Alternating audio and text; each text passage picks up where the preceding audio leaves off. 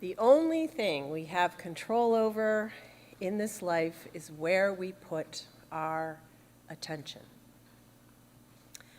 I've been mulling over that line since I heard it a couple weeks ago. I was meeting with my monthly UU Women's Clergy group, and the leader used Andrea Gibson's poetry as our scripture for discussion.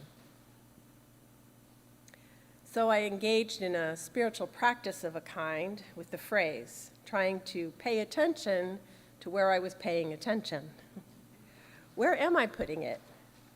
Am I in control of my attention, or am I allowing other forces to determine where I'm putting it? Andrea Gibson was a poet and an LGBTQIA+ activist from Colorado. They died last July of ovarian cancer. After their diagnosis, their poetry became an exploration not of loss and death, but of life and joy and love in its brevity. Life's brevity. I did not meet this life until I met its brevity. They chose where to put their attention with intention and meaning, so as to live as fully as possible in the time they had left, despite their terminal diagnosis, with its harsh treatment protocols and nasty side effects. Our attention has become a commodity in the realms of social media and politics, and an economy that promises to solve all our problems if we buy the right car or deodorant or diet soft drink. Our country divided, attention has become a prize in this weird civil war of ideas. Who will win the narrative of our nation's history and its future? Shame, loneliness, judgment, anxiety, want, fear, even hate. These are the places where our attention is being bought and sold and traded if we allow it. After the 2016 election, I described the new administration as being like a person with a laser pointer and the rest of us as cats. You remember that? Desperately leaping and spinning and pawing at that red dot that we will never, ever, ever, ever catch, because it's not real. Now the person with the laser pointer is doing this tenfold, and we are responding likewise. And this fragments our attention and distracts us into exhaustion.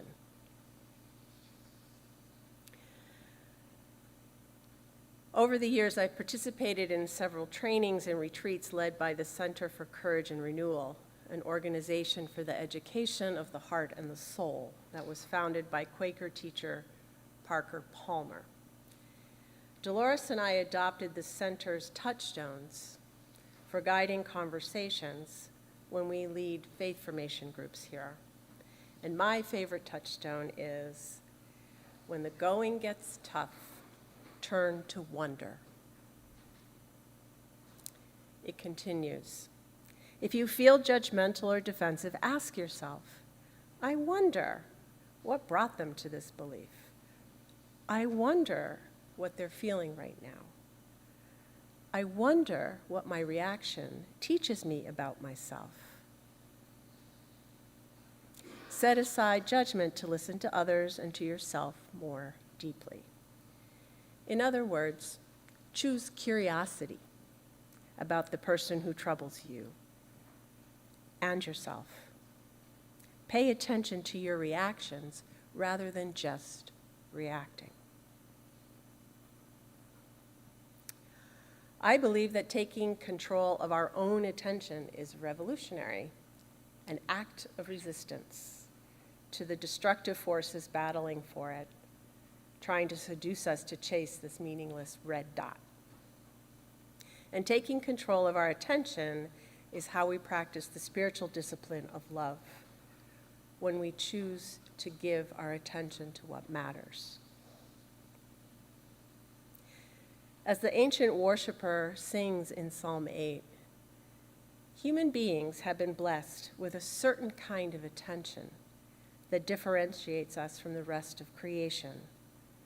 All living things must pay attention to their environment to survive, including us, to be on the lookout for water and food sources, for mates and their offspring, for predators and other dangers. But we have also been given the gift of awe, the capacity to pay attention beyond our survival to what gives meaning to our lives, that leaves us wide-eyed and open-mouthed.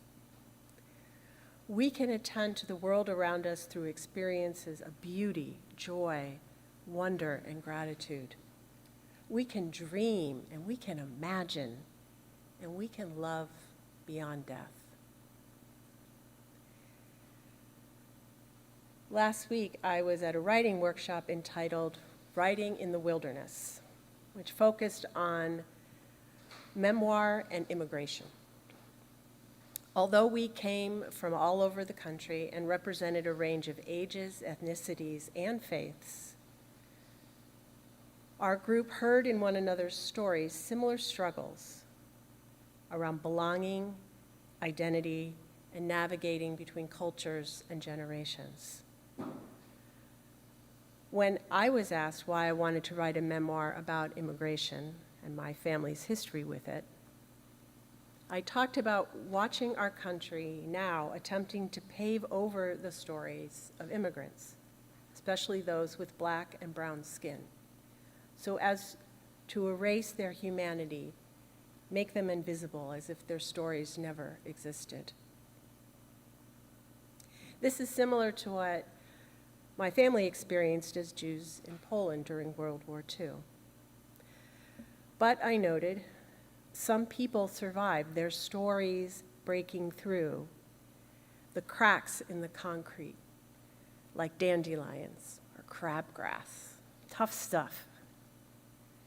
I was a descendant of such a story, and yet I knew so many other stories still lay buried beneath the concrete, unknown and untold. So I feel it's imperative to draw attention to this past for our future, to risk love beyond death. When we stop paying attention, we stop learning and we stop growing. James Luther Adams, one of the great Unitarian theologians of the 20th century, noted that our free faith tradition trusts that no one person, scripture, religious tradition, or philosophy holds ownership of all or the ultimate truth. One of my favorite phrases, revelation is not sealed, right? You guys have heard me say that. Our minds and our souls can always learn and evolve as long as we ask questions, express doubts, wrestle with ideas, test our values and beliefs against our experience and our conscience. For if we believe revelation is sealed, if we are certain we own the truth, then we no longer need to give it our attention. We lose our sense of awe, and we stop seeing the world as worth saving. To experience awe is to hold at once our own mortality and the brevity of our existence with our connection to the soul of the universe, the miracle of our existence. That we are at once made of dust and divinity. Our ability to pay attention requires us to hold other paradoxes and conflicting truths, our significance and our insignificance in the vastness of time and space, that we are born and that we die, that love causes our hearts to soar and causes our hearts to break, that we have the capacity to do great things and the capacity to do terrible things to one another and to this world that we have been given. I fear that if we continue to cede our capacity to choose where we will put our attention, we will cede also our capacity for curiosity, wonder, and awe. We will lose our connections, our humanity. So what I'd like us to do now, I invite you to take a few minutes of silence to pay attention to where you are paying attention. Where do you find yourself absorbed by the world in ways that leave you awestruck and full of wonder? Can you remember or think of an experience of awe where your attention was absorbed? So I invite you to take a few minutes to think about that, and then I will see if anybody wants to share their story.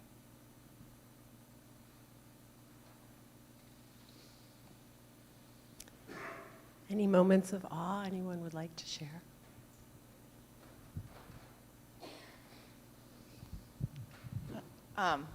As some of you may know, I like to play golf. I played on Friday, and my friends have come to accept that I'm a bit of a pest because, we're walking down one fairway, and it's like, oh, there's a Baltimore Oriole. And we were waiting, and I said, oh, look, the kingfisher has returned to the pond. And then we were waiting for the group in front of us on a par 3, and there was a marshland sort of behind us. And I pulled out Merlin, and I had 12 different kinds of birds singing. And they all were busy complaining about how slow play was, and I was enjoying playing with the, listening to the birds.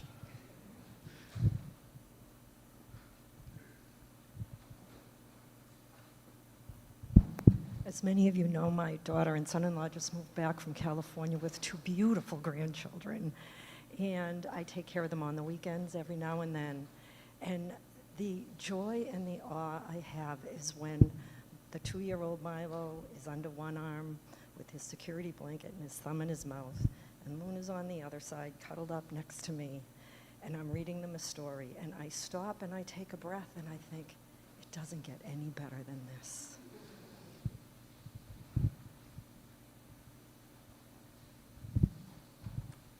I have been in awe of the Artemis II crew.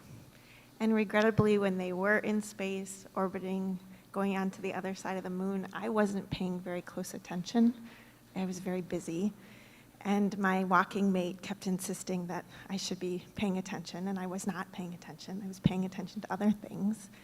And upon their return, I have been absolutely blown away by their interpretation of what they saw, and their awe, and their wonder, and their definition of the universe and like how we are in the universe. And I was listening to an interview with them with Oprah the other day, and my husband walked into the kitchen as I had my ear pods in, and I have tears streaming down my face, and he said, "What is wrong?" And I was just like speechless. So I just am finding them so inspiring.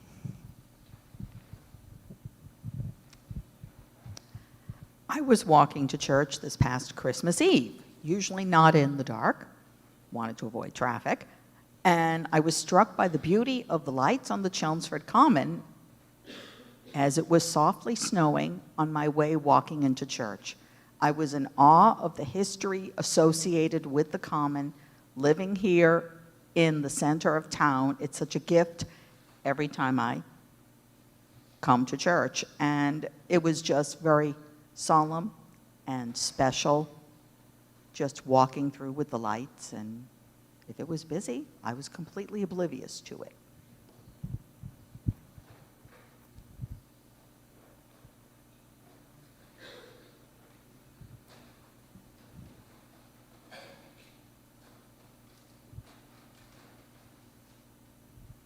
I have had many, many moments of awe being here over the years. But this year, I became a great-grandmother in March. Her name is Rosalie Margaret. And on Easter Sunday, we went to Maine and spent the day there. She was 18 days old. And the first time I held her, I was getting to burp her. And I started to speak in her ear, and she took her head back, and she made eye contact with me. And I'm telling you, what a moment of awe. It's awe.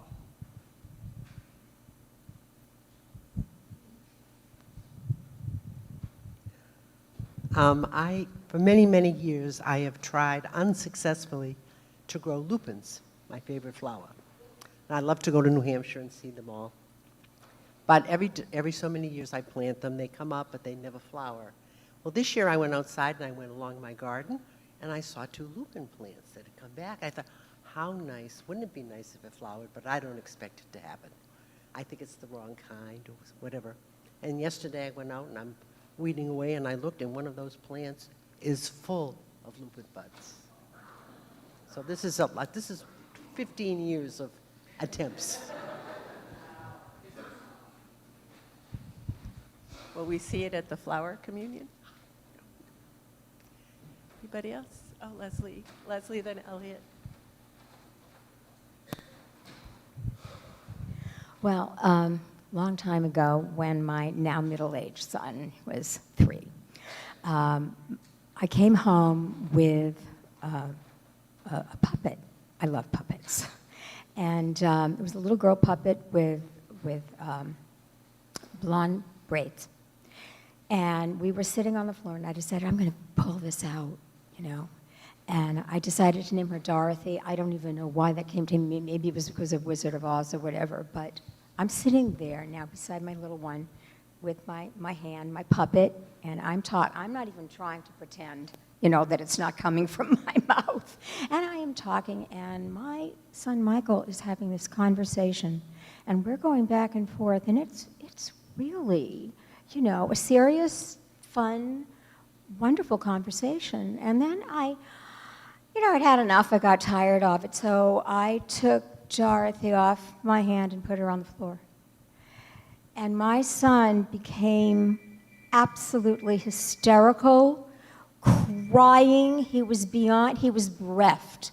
And I couldn't figure out what is wrong. And I realized he had this relationship with Dorothy, and he thought she was dead. And the thing that stays in my mind always from this is that we really need to treat children in such a sacred way, because they're so innocent and so believing and so open that it is literally awe-inspiring, and we should always keep that in our hearts and our minds. Well, like Rosemary, I've been around long enough to have many moments awe-inspiring. But the one that first popped into my head when invited to think was the Pink Floyd concert in Foxborough in 1994. It's totally amazing.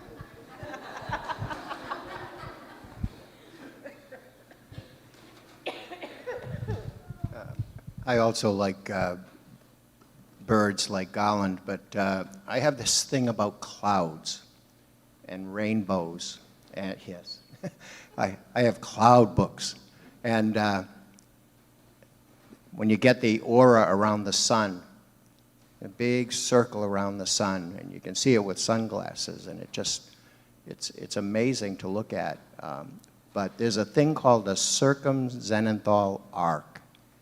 And what it is it's a rainbow that's upside down.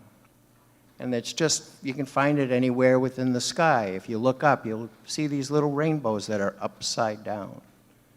And one particular time that I took a whole bunch of pictures of it, I got a message on Facebook from a friend and said, I was just outside my house and I saw this thing that's a reverse rainbow, and it's called a circumzenithal arc. And I was just awed by that.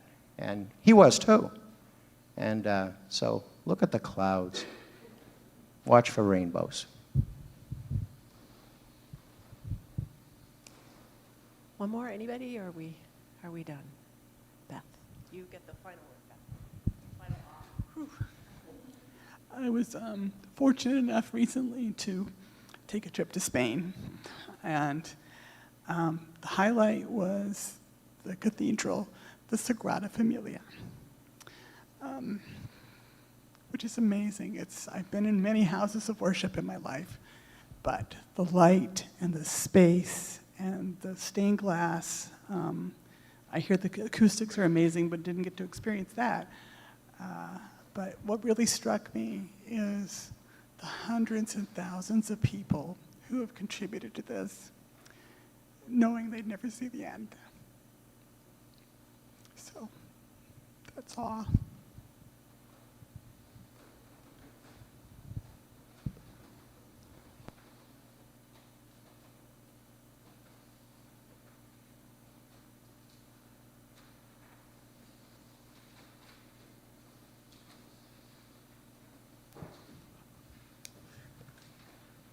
So I'll close with these words by William Blake. To see a world in a grain of sand and a heaven in a wild flower, hold infinity in the palm of your hand, and eternity in an hour. Never let it go.